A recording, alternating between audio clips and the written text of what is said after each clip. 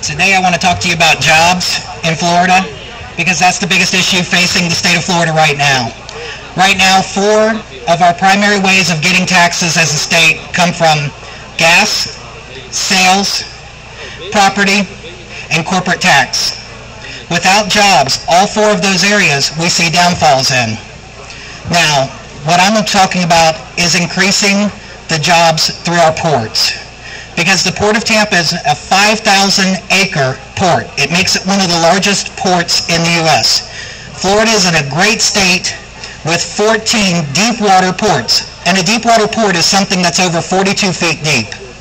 So we offer a unique situation for a lot of importers and exporters to utilize our services because we don't have the cross-trade as other states like Tennessee, Kentucky, those landlocked states have.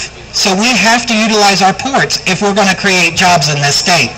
Like I was telling people earlier, once you create jobs through the ports, you also create construction jobs.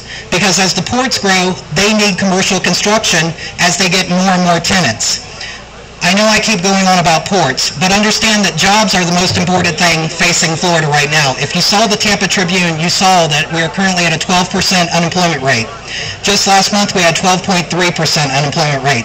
That's a 1.2 million Floridians that are currently unemployed, seeking employment.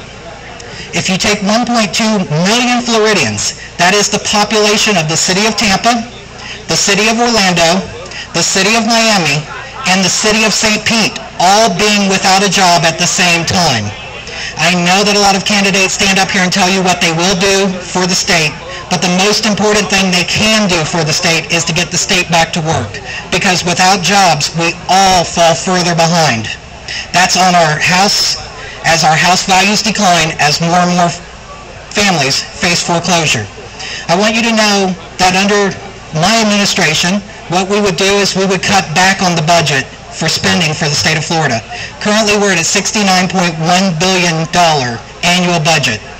Yet, 8 years ago, that number was 37% lower than it is today. In 8 short years, we've gone from a $50 billion budget to a $69 billion budget. Currently, Florida has 119 state employees for every 10,000 residents of the state of Florida. That makes us the 4th largest in number of employees to number of residents of any state in the U.S. Obviously, California is number 1. But we cannot travel down this route any further without creating jobs, without decreasing a budget, and without becoming more fiscally conservative. I don't want to cut the services that we offer for our residents of the state, but at the same time, we can't continue to walk down a road that leads to a dead end.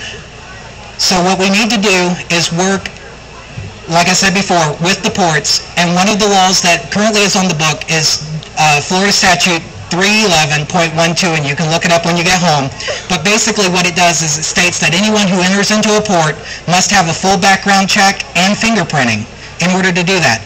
The federal government standards are not that stringent. And because of that, because of our stringent policies and our Florida statute, that has enabled Savannah's port to start supplying more and more product to the state of Florida, creating the 4th largest port in the U.S. Currently, Savannah is, with the cargo container ports.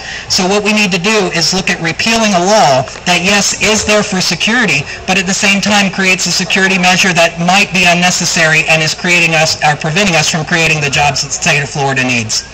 I thank you for taking the time to listen. I hope that you'll go to my website and look at my campaign. There are a lot of other issues that we face, but I want to thank you and thank the Republican Party of Hillsborough County for allowing me to come up here and speak today. Thank you, guys.